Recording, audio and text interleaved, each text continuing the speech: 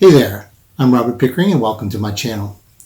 My great uncle Ben Pickering was a trombonist who played in a number of jazz orchestras, first in Europe and then in the United States from the 1920s all the way up to the 1950s. After he passed away in the 1980s following a long battle with dementia, he had left behind a vast trove of memorabilia he'd collected over the years. Now, up until that point, I'd never had really any interest in jazz music whatsoever, particularly the early stuff. But as I started sifting through the material, I found that many musicians of that period lived lives that were at least on par with some of the wildest rock groups of the 1970s and 80s, at least in terms of self-indulgent behavior. Sex, drugs, and, jazz was the lifestyle that some of these guys engaged in. Now, to me, an aficionado of the 1980s hair metal scene, that was right up my alley.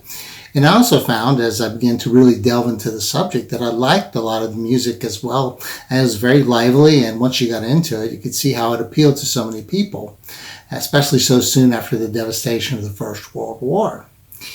Now, there were so many pictures and letters and other odds and ends that reflect the life of a jazz musician in the Roaring '20s and the years that followed, that I wanted to come up with a way to share it with others who were also interested in the jazz age. Now, most of it has never been seen before, and I hope that it gives you as much enjoyment in seeing it as it did me when I first started digging through this stuff. Now, the way I figure it is there's probably not a whole lot of people who would want to hear about my family with no context, right?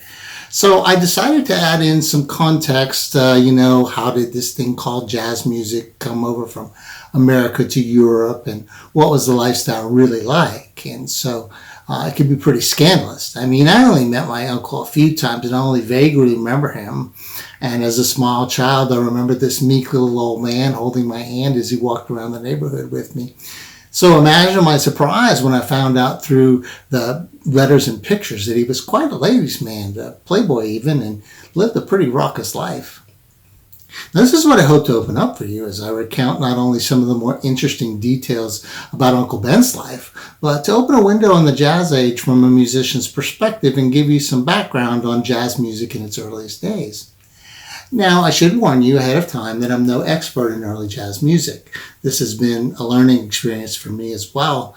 And so I do try to do as much research as I can on a given subject, but obviously there's no substitute for the years of dedication and study that some people put into this art form. So I welcome any and all comments and appreciate any efforts to correct me where I'm wrong. I hope, however, that this doesn't distract you too much and you can still enjoy what I have to offer. Thanks.